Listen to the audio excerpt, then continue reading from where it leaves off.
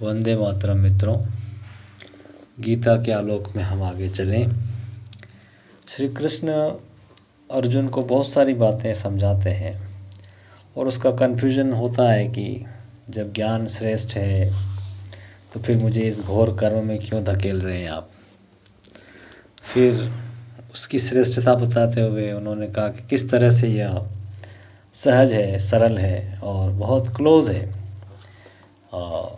और how it can become more easy, किसे उसको और सिंप्लीफाई किया जा सकता है। वो उसको उन्होंने एक बहुत सुंदर कॉन्सेप्ट में रखा है उसके सामने की यज्ञ की परिभाषा दी। यज्ञ जिसको हम हिंदी में यज्ञ भी कहते हैं लोग, हालांकि वो ज और य का कॉम्बिनेशन है। यज्ञ इज़ राइट प्रोनाउंसिएशन। तो यज्ञ का भाव श्री कृष्ण ने दिया कि जो ये सारे संसार को आप देखिए कि right from big bang to प्रलय सब कुछ यज्ञ है। Every activity is performed in the form of यज्ञ।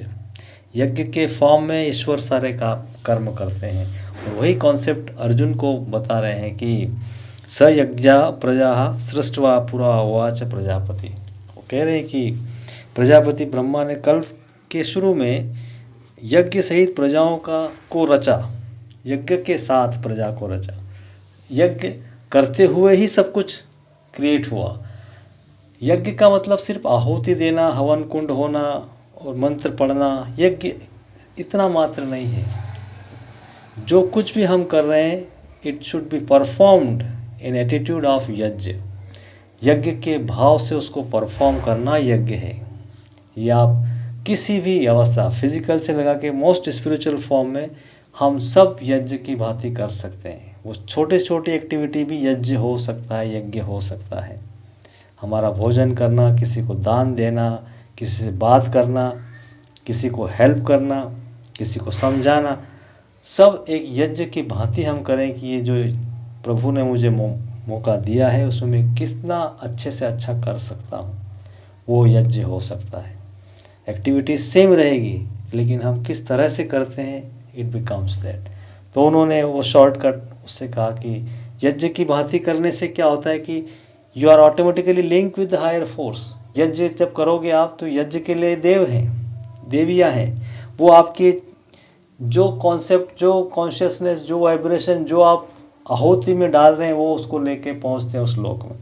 तो automatically you are taken up. आपको अपनी जिम्मेदारी, अपनी चीज़ों के ऊपर ज़्यादा भरोसा और ज़्यादा डिपेंड होने की ज़रूरत ही नहीं है।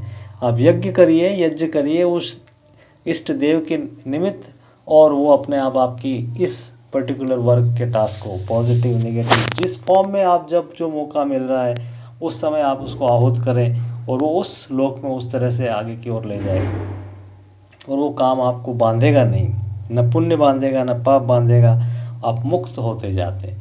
तो जीवन मुक्त होने के लिए ये कॉन्सेप्ट श्री कृष्ण ने अर्जुन से कहा कि यज्ञ की भांति तू कर्म कर।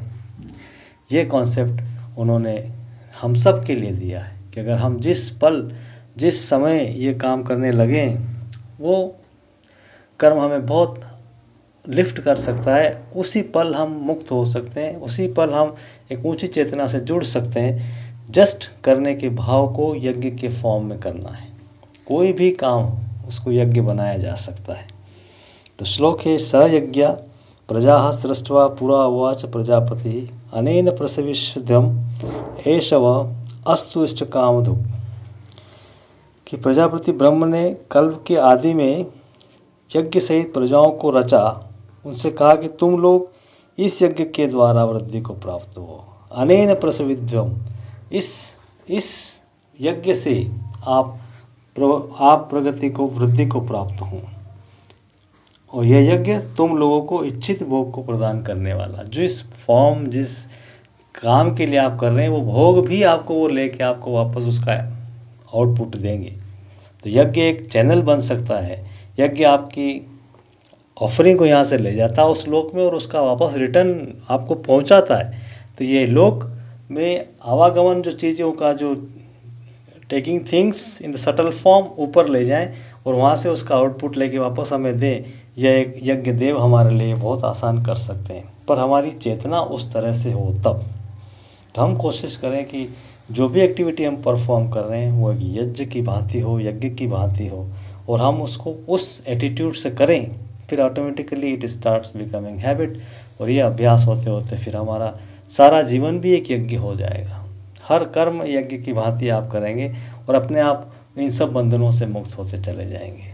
तो यज्ञ और यज्ञ का कॉन्सेप्ट हमारे जीवन में उतारें और उस तरह से हम काम करें, उसका भी प्रयास करें। वंदे मातरम।